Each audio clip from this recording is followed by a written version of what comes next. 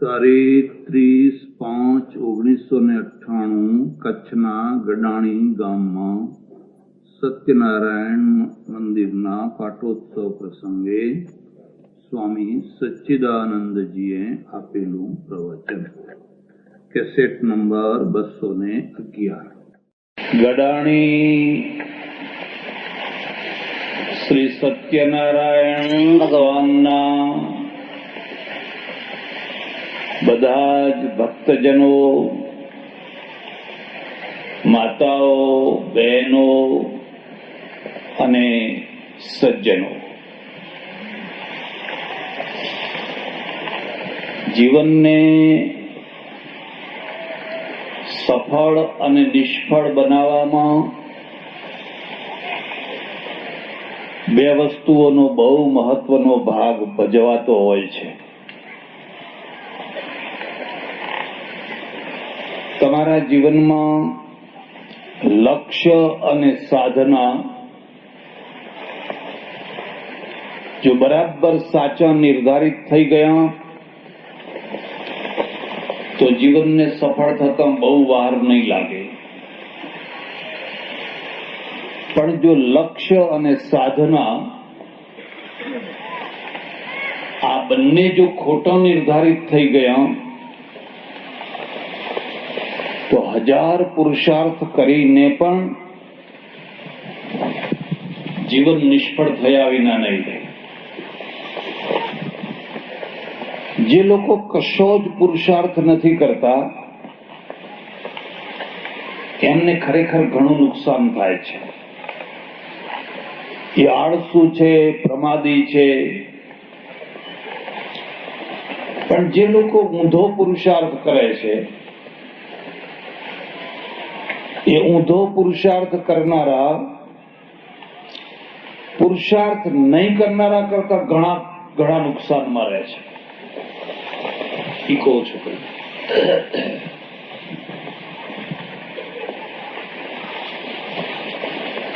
જેમણે ખેતી કરી, ખેડ કરી, અનાજ વાવ્યું, અનાજ ઉગ્યું અને અનાજના ઢગલા કર્યા, એમનું લક્ષ્ય સારું હતું અને સાધના એ સારી હતી. જે ખેતરમાં ગયા જ નહીં, જેમને ના કદી ખેડ કરી, ના ખાતર નાખ્યું, ના અનાજ વાવ્યું, એવા જે આળસુ માણસો હતા એમને એક દાણો ના મળ્યો, એ નુકસાનમાં રહ્યા. પણ જે લોકોએ જઈને ખેતરોમાં આગ લગાડી, આગ જ લગાડતા રહ્યા,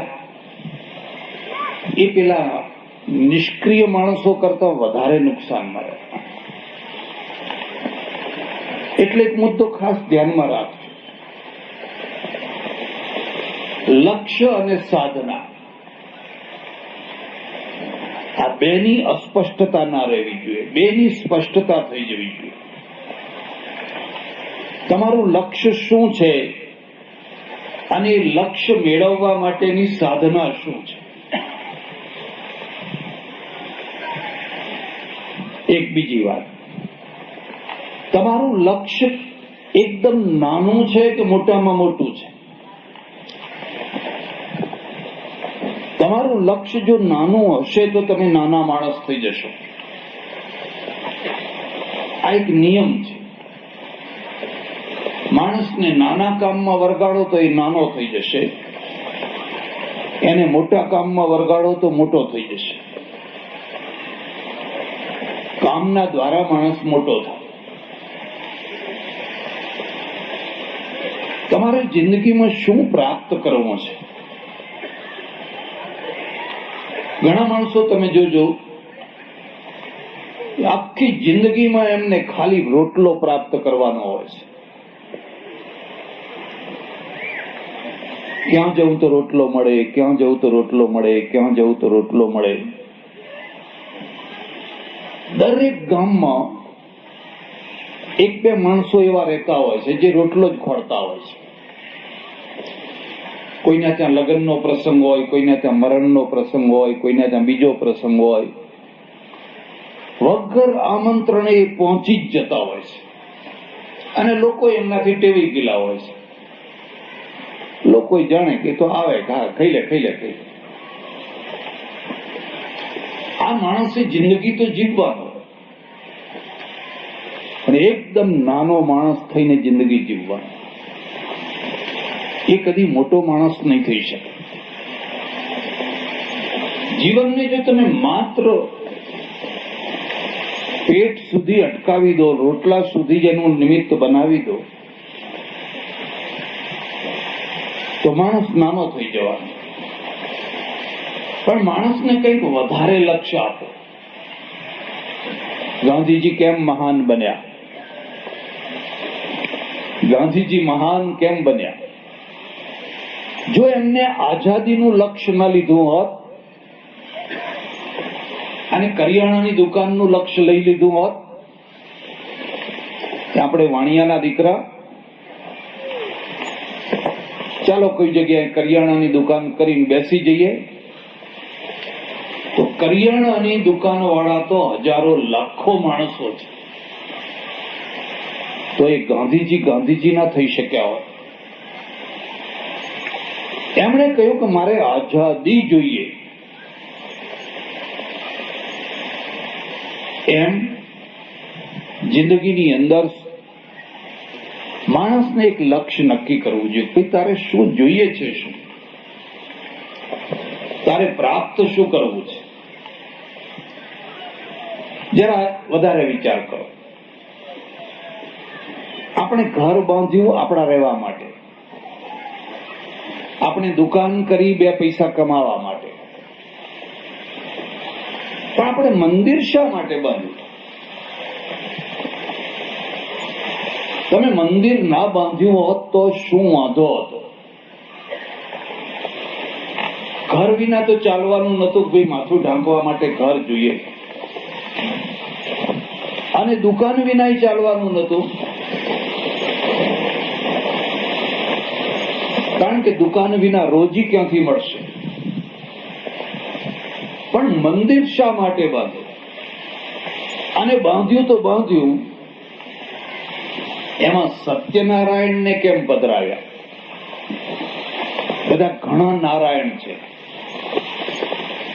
આપણા ત્યાં, તો બધા નારાયણ નારાયણ નારાયણ જ નારાયણ છે.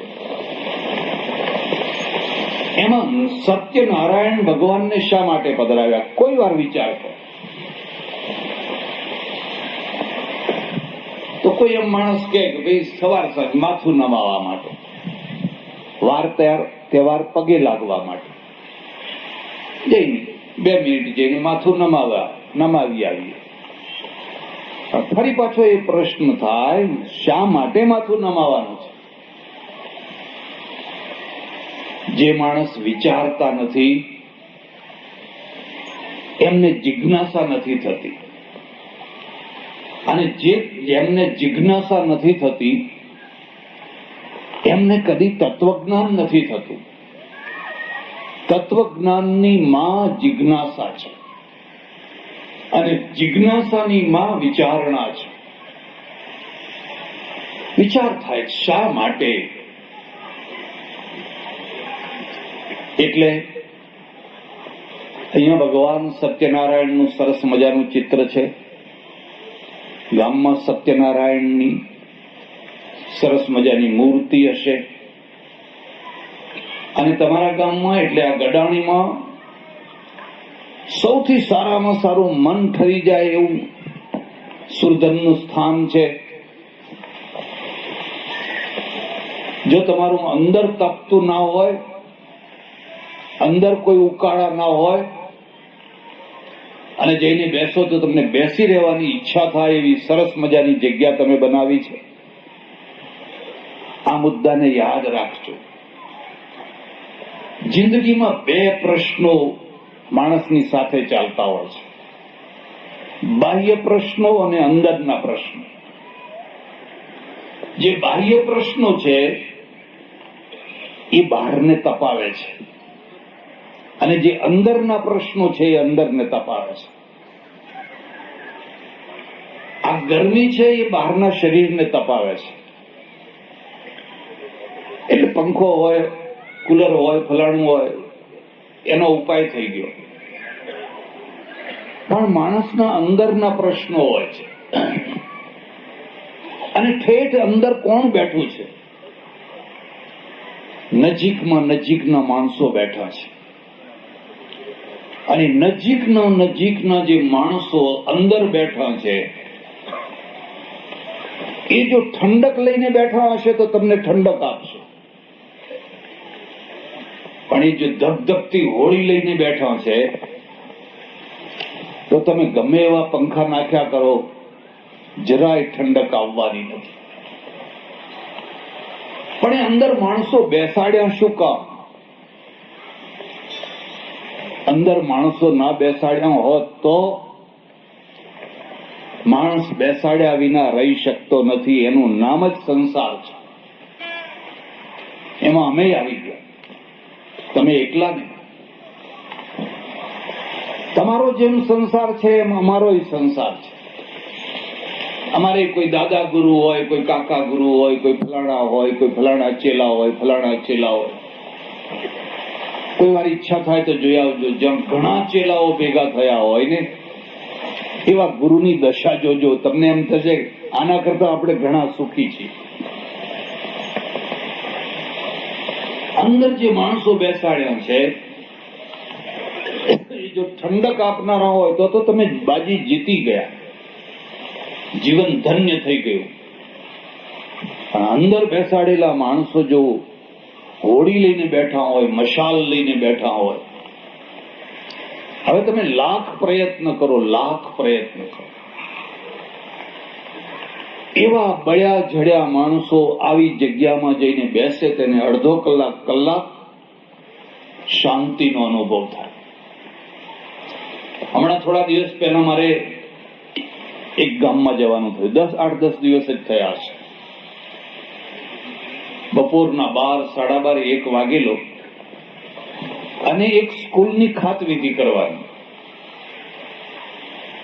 તો મેં પહેલેથી કામમાં કહી રાખેલું, મેં જો ભાઈ વિધિ બધી તમે પતાવી દેજો, આ સભા ભરાયેલી છે એટલે મારા હાથે તમારે ઈંટો મુકાવી હોય તો તરત ઈંટો મુકાવી દેજો, 2-3 મિનિટથી વધારે ટાઈમ ના લગાડશો. નહીં તો આ બ્રાહ્મણો જે વિધિ શરૂ કરે ને તો કલાકોના કલાકો સુધી સમર્પયામી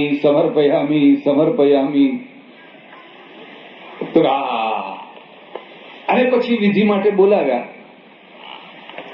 હવે બન્યું એવું કે ત્યાં ધોમ તાપમાં ઉપર કશું બાંધેલું નહીં અને ધરતી તપીને તવા જેવી થઈ ગઈ. અને અમે બધા જે ગયા ને બધા ઉઘાડા પગે ગયા, કે વિધિમાં તો કઈ ચંપલ પહેરાય નહીં, ઉઘાડા પગે ગયા. હવે ઉઘાડા પગે ગયા એનોય વાંધો નહીં, પણ પેલા વ્યવસ્થા કરનારા છે અને બ્રાહ્મણ વિધિ શરૂ જ ન કરે. પેલા ભાઈ બોલાવો, પેલા ભાઈ હજુ આવ્યા નથી, પેલા અરે પણ અહીં શું થઈ રહ્યું છે? તમે લાખ વાર બોલો ને કે આ શરીરને મારે કઈ લેવા દેવા નથી, એ તો પોપટીયું જ્ઞાન છે. જયારે લેવા દેવા થાય ત્યારે ખબર પડે. હવે પગ ઊંચા નીચા પણ કેટલી વાર ઊંચા નીચા કરવા? અને પેલા મહારાજ છે ને એ પાટલા ઉપર ઉભેલા, એટલે એમને કશી ખબર ના પડે. અને અમે પેલા તવા ઉપર ઉભેલા. ઓહો, એ 9-10 મિનિટ 12 મિનિટ રોકાવાનું થયું, પણ 12 મિનિટમાં તો ધોળા દિવસે તારા દેખાઈ ગયા. અને મને એક વાત યાદ આવી, ઓહો, જે લોકો આવા ધોમ તાપમાં લોકોને ચંપલ પહેરાવતા હશે, બળતા પગની અંદર કહેતા હશે, લે ભાઈ પહેરી જાઓ, તારા માપનું જે હોય એ પહેરી જાય. અને એવો જે માણસ ચંપલ પહેરીને જતો હશે એની આંતરડી કેટલી ઠરતી હશે. પણ તમે બળો તો કોઈ દિવસ તમને ખબર પડે બીજાને કે કેવું બળતર હોય. જે કદી બળ્યા જ નથી, જેમને કદી પગમાં ફુલ્લા પડ્યા જ નથી, એમને શું ખબર પડે? આપણા ત્યાં એક આનંદ રામાયણ છે. જેમ તુલસી રામાયણ, જેમ વાલ્મીકી રામાયણ, એવી જ રીતે એક આનંદ રામાયણ છે. અને આનંદ રામાયણમાં એક બહુ સરસ પ્રશ્ન ઉપાડ્યો છે. પેલા મુનિ છે વાલ્મીકીને પૂછે છે કે વાલ્મીકી, તમે તો ભીલ હતા ને, ભીલની સોબતે ચડી ગયા હતા ને, લૂંટારા હતા ને, લૂંટફાટ કરતા હતા ને. લૂંટફાટ કરવી અને દયા આવવી બે એક સાથે ના બને. તો આ લૂંટફાટનો ધંધો કરતા કરતા આટલા ક્રૂર ધંધામાંથી તમે આટલું સરસ રામાયણ રચ્યું કેવી રીતે? આ બુદ્ધિ આટલી બધી બદલાઈ કેવી રીતે? બહુ સરસ જવાબ આપ્યો છે. વાલ્મીકી ઋષિ એમ કે છે કે મને એક સંતના આશીર્વાદ મળેલા, અને સંતના આશીર્વાદે મારી બુદ્ધિ ફેરવી નાખી. કે શું આશીર્વાદ મળેલા? આશીર્વાદ એવા મળેલા કે હું લૂંટારો હતો અને લૂંટતો હતો. અમરકંટકની ઝાડીમાં, નર્મદાની પરિક્રમામાં જે આવે એ બધાને લૂંટી લેવાના. એમાં એક દિવસ એક સંત આવ્યા, મેં સંતને લૂંટી લીધા. અને ઉનાળાના દિવસો, ધોમ ધોમ તાપ, બધું લૂંટી લીધું. એમના પગમાં જોડા હતા, જૂના હતા, જોડા લઈ લીધા. આમ ધનુષ બાણ કરીને મોક મોક મૂકી દે બધે. એક લંગોટી સિવાય કશું ના રહેવા દીધું. અને પછી કહ્યું જાઓ, જતા રહો. એટલે બળબડતા તાપમાં ધકેલી જે ધરતીને, એ ધરતી ઉપર એ ચાલવા માંડ્યા. પણ ધરતી એટલી બધી તપી ગયેલી કે એનાથી ચલાઈ શકાયું નહીં. તે લંગોટી કાઢીને એના ઉપર ઉભા રહી ગયા. એટલો તાપ. અને મને દયા આવી, અને મેં પેલા એના જોડા સામે જોયું, જૂના છે, બહુ કઈ મહત્વના નથી, આપી દેવા દે ને પાછા. એટલે એમના ને એમના જૂના જોડા મેં પાછા આપી દીધા, અને એમને તરત જ પહેરી લીધા. ઓહો, ભૂખ્યો માણસ જયારે જમે ત્યારે જોજો, અને ધરાયેલો જમે ત્યારે જોજો. ધરાયેલો માણસ જયારે જમવા બેસે ને, એટલે બે આંગળીએ ખાય, આટલું આટલું આટલું આટલું. આ લગનગાળો ચાલે ને, એક દિવસે 10 જગ્યાએ જમવાનું. 25 કંકોત્રીઓ આવી હોય, અહીં મોઢું ભરે, અહીં મોઢું ભરે, અહીં મોઢું ભરે, બબે આંગળી આમ આમ, જેમ તેમ જેમ. અને પેલો ભૂખ્યો માણસ હોય, 3 દિવસનો હોય, જોજો તમે કેવા લોંદા ભરે છે, કેવા ગ્રાસ ભરે છે. જેને જિંદગીમાં ભૂખ નથી જોઈ, એને જીવન જોયું જ નથી. વેદનામાંથી જીવન શરૂ થતું હોય છે. એમના ને એમના જોડા પહેરી અને એમણે કહ્યું, બેટા, ભગવાન તારું ભલું કરશે. આંતરડી ઠરી, અને ઠરેલી આંતરડીમાંથી આશીર્વાદ નીકળ્યા. અને એ આશીર્વાદના પરિણામે હું વાલ્મીકી થયો. એમાંથી મારા હાથમાં, મારી કલમમાં જોર આવ્યો. જે હાથ બાણ ચલાવતું હતું, લોકોના કાળજા વીંધતું હતું, એ જ હાથમાંથી સરસ્વતી પ્રગટ થઈ. આનંદ રામાયણ. પણ આનંદ રામાયણ વાળો હજુ વાત પૂરી નથી કરતો. એ કે છે, વાલ્મીકી, તમે તો કેટલી વાર લોકોને લૂંટેલા, આ જોડા પાછા આપવાની તમને ઈચ્છા કેમ થઈ? આવી દયા આવી કેમ? કોઈ વાર નહીં ને તમે તે દિવસે જ કેમ દયા આવી? અને વાલ્મીકી કહે છે, આ વાત તમારી સાચી છે. એના પહેલા જન્મે હું બ્રાહ્મણ હતો. કાશીનો વિદ્વાન, પાંડિત્ય, સરસ્વતી કંઠે જીભે, મન મૂકીને મારા ઉપર સરસ્વતી વરસેલી, આટલો હું બહુ જ ઊંચો વિદ્વાન હતો. અને મારા ઘરમાં દેવ દેવ દેવ જેવી કન્યા પત્ની હતી. એટલી ગુણિયલ, એટલી ડાહી, એટલી શાણી, તેનો જોટો ના મળે.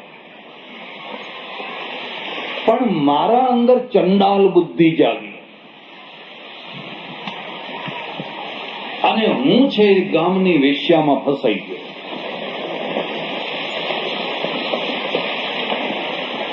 ભૂખ્યા માણસો કોઈના ખેતરમાં જઈને ચોરી કરે તો સમજાય કે ભૂખના માર્યા જઈને ચોરી કરવા ગયો હશે. પણ જેના ઘરમાં 32 પકવાન રંધાયેલા પડ્યા છે અને એ પણ જો કોઈના ખેતરમાં ચોરી કરવા જાય તો એને દુર્ભાગ્ય કહેવાય, એને હતભાગ્ય કહેવાય. ભરતોરી જેવો ભરતોરી હોય, 92 લાખ માળવાનો ધણી, એના ઘરમાં પિંગલા હોય ને પિંગળા છે એ અશ્વપાળ જેવા હલકામાં હલકા માણસની સાથે જો દૃષ્ટિ કેળવે તો એને દુર્ભાગ્ય કહેવાય.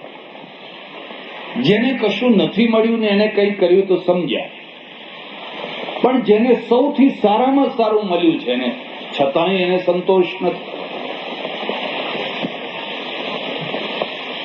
એટલે હું છે ને એ ખોટા રસ્તે ચડી ગયો. એક મુદ્દો યાદ રાખજો, ઘણું ભણવાથી માણસ સારો થઈ જાય છે એવું ના વિચારતા. ભણવું અલગ વસ્તુ છે ને ગણવું અલગ વસ્તુ છે.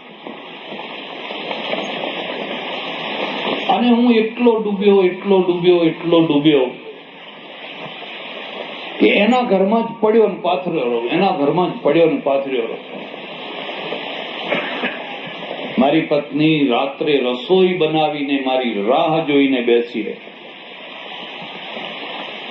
9 વાગે, 10 વાગે, 11 વાગે, 12 વાગે હું ના આવું તો એ રસોઈ એમને મૂકીને ત્યાં બેઠી બેઠી સુઈ જાય, પણ એ જમે નહીં. આ ભારતીય સંસ્કૃતિ છે. ભારતીય સંસ્કૃતિ સ્ત્રીઓની છે, પુરુષોની નથી. આ મુદ્દાને સારી રીતે યાદ રાખજો. કોઈ પુરુષે કોઈ સ્ત્રીને સુધારી નથી અને હજારો સ્ત્રીઓને હજારો પુરુષોને સુધાર્યા છે. તોરલ જેસલને સુધાર્યો. મેં આજ સુધી કોઈ એવો દાખલો સાંભળ્યો નથી કે કોઈ પુરુષે બહુ ત્યાગ, તપસ્યા, સહન શક્તિના દ્વારા વંઠી ગયેલી સ્ત્રીને સુધારી હોય. એક દાખલો મેં સાંભળ્યો નથી. જે સંસ્કૃતિ છે એ આ બહેનોની સંસ્કૃતિ છે અને એ બહેનોની સંસ્કૃતિ એ છે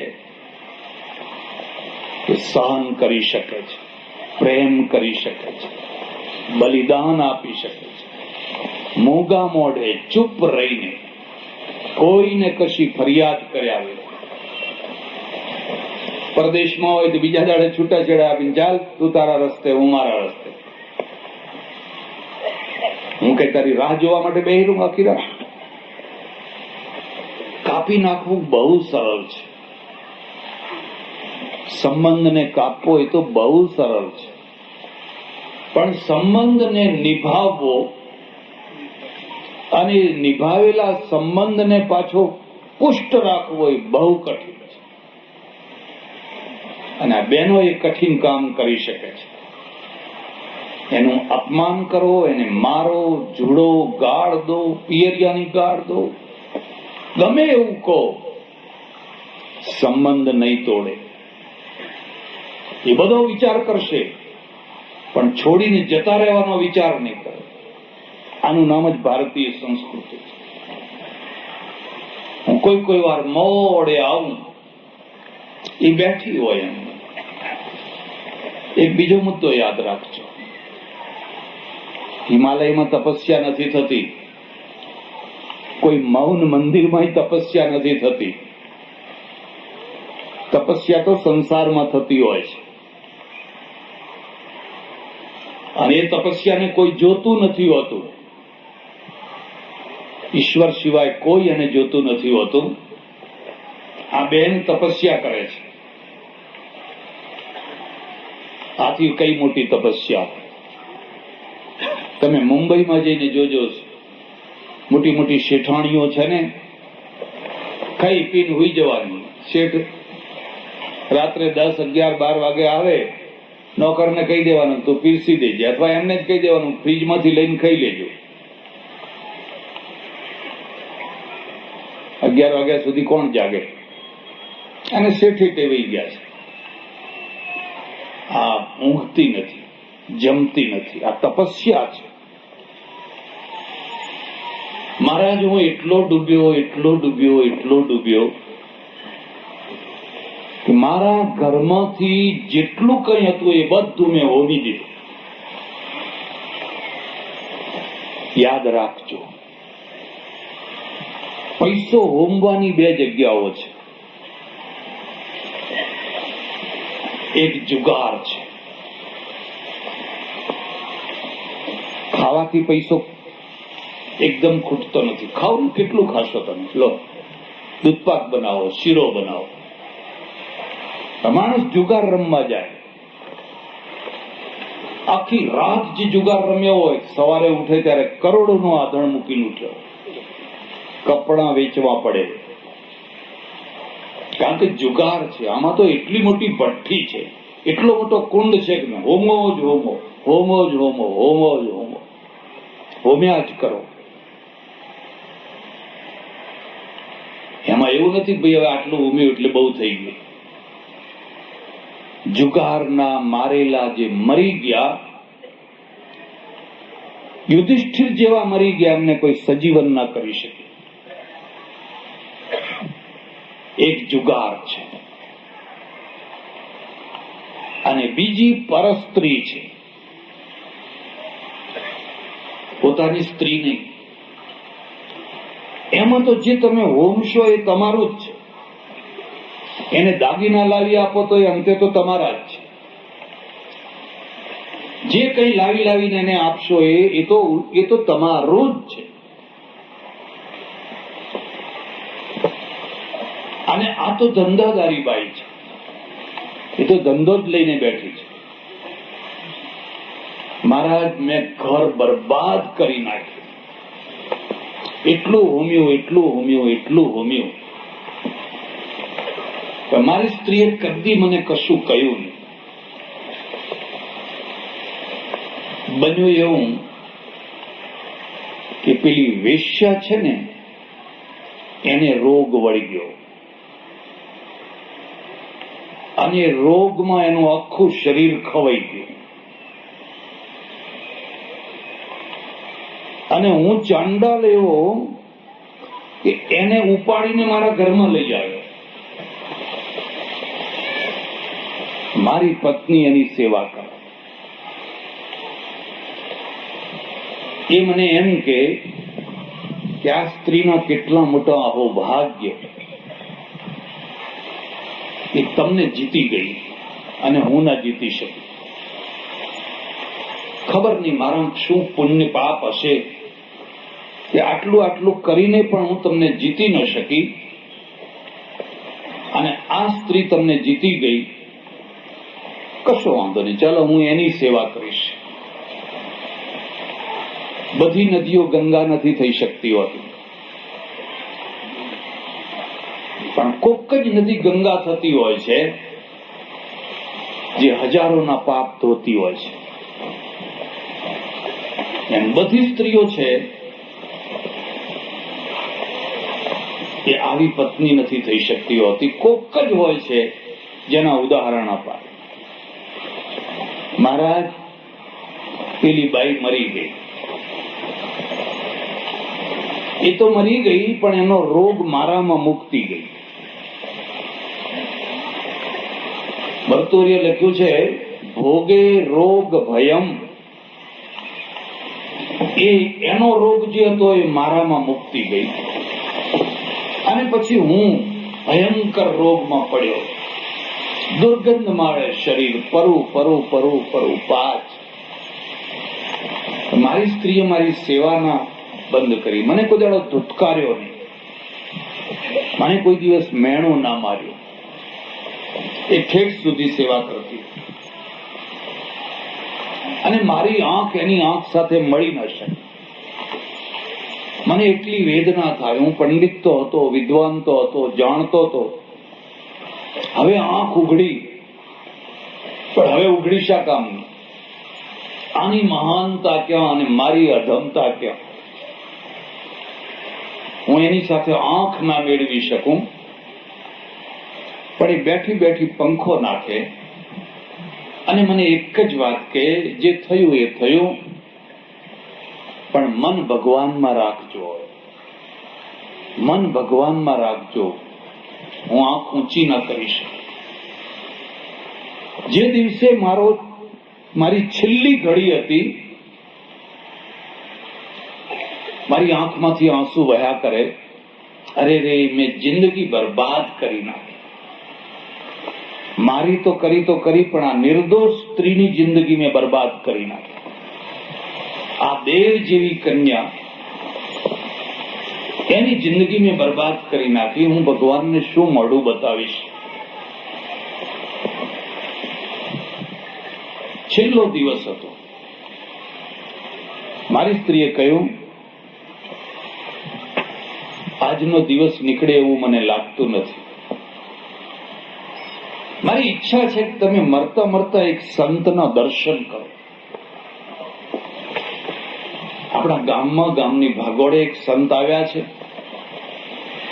અને હું હાથ જોડીને એમને બોલાવી લાવું ને તમે એના દર્શન કરો, તમારી વૃત્તિઓ બદલો,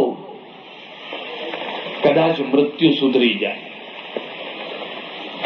જીવન ન સુધર્યું તો કઈ નહીં, મૃત્યુ તો સુધરી જાય. અને એ સંતને લઈ આવે. એક મુદ્દાને યાદ રાખજો, આપણે ત્યાં સત્સંગની 3 કક્ષાઓ છે: દર્શન, શ્રવણ અને સહવાસ. જેને જોવાથી નયણા ઠરે, જો કોઈને જોવાથી વિકાર પેદા થતા હોય તો કોઈને જોવાથી વિકારોનું શમન પણ થતું હોય. 2 પ્રકારના દ્રશ્યો છે. જેને જોવાથી અંદરના વિકારો ભડકી ઉઠે, હવે એવું જો કરશો તો એ દર્શન નહીં થાય, તો જિંદગી બરબાદ કરશો. એટલે આપણે ભગવાનના દર્શન કરવા જઈએ છીએ. બસ આમ હાથ જોડીને પાછા આવતા. મુસલમાન નમાજ પડવા જાય છે, ક્રિશ્ચિયન પ્રાર્થના કરવા જાય છે, અને હિન્દુ દર્શન કરવા જાય છે. પ્રાર્થના તો આપણે ઘરમાં કરીએ છીએ, આપણે તો ખાલી આમ દર્શન. વાહ!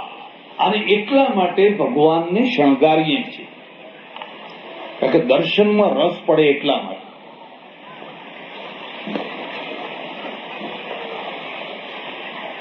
જેને જોવાથી આખી વૃત્તિ દૃષ્ટિમાં એક નિર્મળતા આવી જાય, એનું નામ દર્શન કહેવાય. જેની વાણી સાંભળવાથી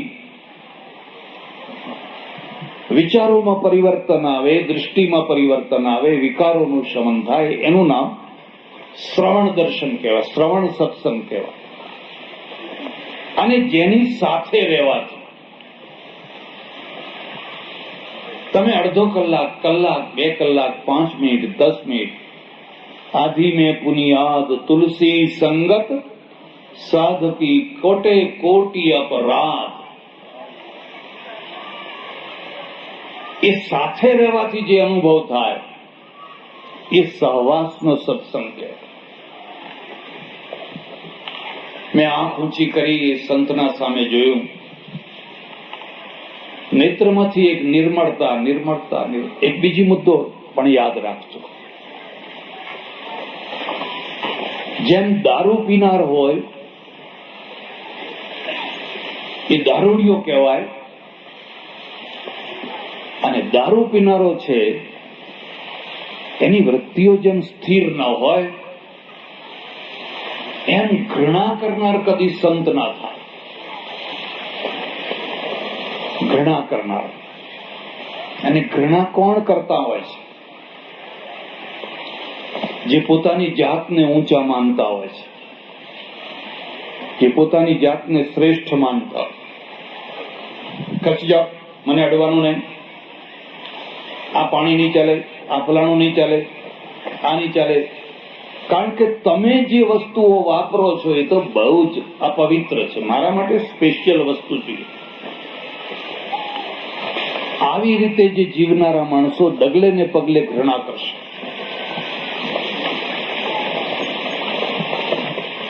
ઘૃણા છે એ બહુ મહાપાપ છે. પેલા સંત જાણે છે કે આ માણસ આખી જિંદગી ખરાબ કામ કરીને મરી રહ્યો છે. નથી જાણતા એમ ને? આપણે એના ત્યાં શું જવાની જરૂર છે? મોહ મરે, એના કરેલા ભોગવે. એવું તો આખી દુનિયા બોલે છે, એવું તો આખી દુનિયા બોલે છે. પણ એ પણ જાણે છે કે મૂળમાં આ સોનું છે, ગટરમાં પડી ગયું છે. સાચવતા ના આવડ્યું અને ગટરમાં પડી ગયું એટલે ગંધાય છે, પણ મૂળમાં તો સોનું છે. જો એ સોનાને બરાબર અરીઠાથી ધોઈ નાખવામાં આવે તો સોનું એ સોનું જ છે. સંતને ઘૃણા નથી, નિર્મળ દ્રષ્ટિથી જોઈ રહ્યા છે. ઓહો, કાશીનો મોટો વિદ્વાન કેટલા મોટા ખાડામાં પડ્યો. ગર્વ કિયો સોઈનર હાર્યો સિયારામ જીસો, ગર્વ કિયો સોઈનર હાર્યો. એટલે આપણે શું માનીએ છીએ? વિદવત્તાથી સંસાર તરાય નહીં, પેટ તરાય. ભક્તિથી સંસાર તરાય, ભક્તિથી નિર્મળતા આવે. કોરી વિદવત્તાથી ના આવે, અહંકાર આવે. અને મેં હાથ જોડ્યા, મરતા મરતા હાથ જોડ્યા. પેલા સંતે આશીર્વાદ આપ્યો, ભગવાન તારું ભલું કરે. અને વાલ્મીકી કહે છે, બસ એના કારણે મને પેલી દયા બુદ્ધિ જાગી. એક ક્ષણનો સત્સંગ, પેલા જોડા આપવાની દયા જાગી. એક ક્ષણનું પત્નીના દ્વારા કરાવેલું દર્શન, અને એ દર્શન, બાકીના કર્મો તો ચાંડાલના હતા તો લૂંટારો થયો. પણ આખા રણમાં જેમ વચ્ચે એક બેટ હોય, આખા રણમાં વચ્ચે એક લીમડી હોય, શીતળ લીમડી, એવી રીતે આ એક દયાની લીમડી ઉગી નીકળી. આનંદ રામાયણ તમે જો. એટલે આ જે જીવન છે, સંસાર છે, એ મંદિરમાં જે સત્યનારાયણ બેઠા છે, એ સત્યનારાયણ છે શું? ફરીથી મુદ્દો કહું છું. લક્ષ્ય અને સાધનાની જે અસ્પષ્ટતા છે, દુશ્મન કરતા ભૂંડી છે. લક્ષ્ય અને સાધનાની જે સ્પષ્ટતા છે, બસ પછી બધું આખું ચોખ્ખું છે. ત્યાં સુધી તમે ભટક્યા કરો, રખડ્યા કરો, અહીં જાઓ, અહીં જાઓ, અહીં કંઠી બંધાવો, અહીં જાઓ, આ મંદિર છોડો, પેલું મંદિર જાઓ, ફલાણે જાઓ, અહીં રખડો, અહીં રખડો, અહીં રખડો.